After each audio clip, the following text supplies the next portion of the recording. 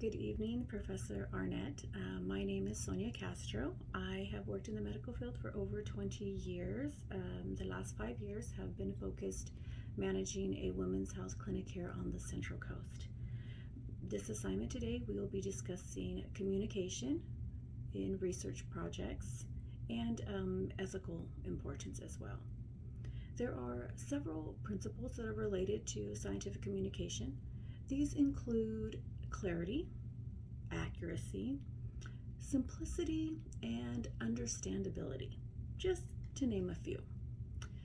Without these fundamental guidelines, we could end up with several errors and inaccurate data. So it's important to communicate clearly. Any person that's participating in a research project should have a clear understanding of the situation. They should know what they're getting into and understand all aspects involved. When conducting research with human subjects, it's also important that we have respect for their autonomy, invoke beneficence and non-maleficence, which means to do no harm. Our goal should be to cause no harm to these participants. And if there is a chance that harm could come during research studies, which is possible, they need to be provided with that information and given an opportunity to remove themselves from the research project or make changes so that they're prepared for what's about to come.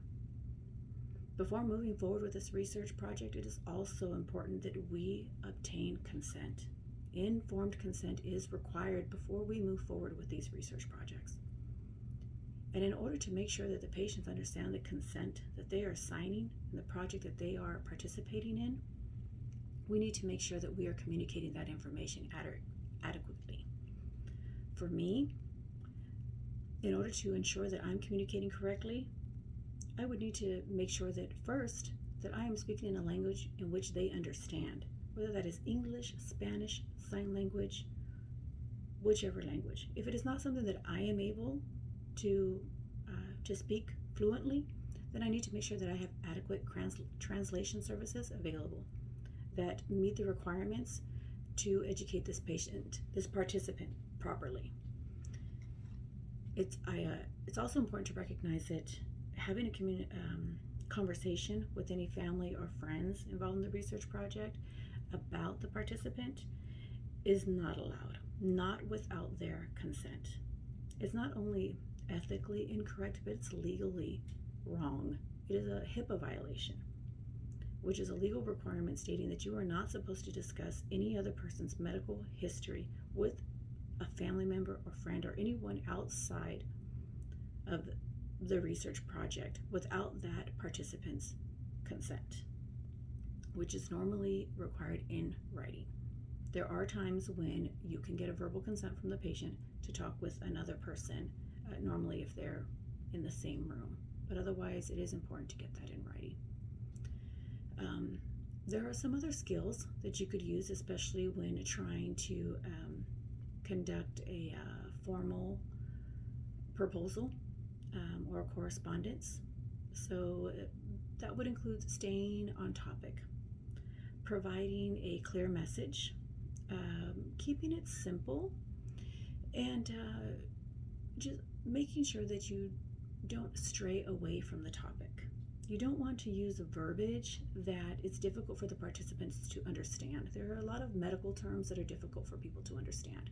So it's important that we keep it simple, we stay on topic, and in order to ensure that the patient or participant understands, then I would use the relay process, where we have them relay back to us what they understand the project is about.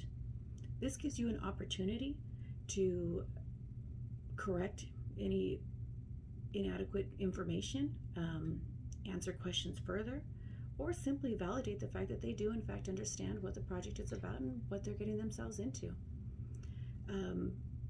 There would be nothing worse than to spend countless hours on a research project just for it to be flawed or have data that's unreliable simply because the participant didn't understand their role or didn't follow the guidelines set because they didn't understand them.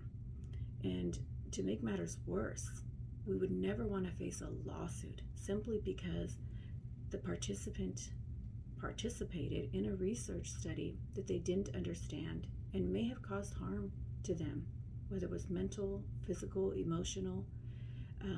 We could face a lawsuit. So it's important, very important, to make sure that communication is clear and well defined when performing a research project. And it is also just respectful and ethically the right thing to do. I hope that this short video gave you more insight on why it is so important to communicate clearly for research projects. I also hope that I have met the requirements and that my message was clear and adequate for this assignment. Thank you.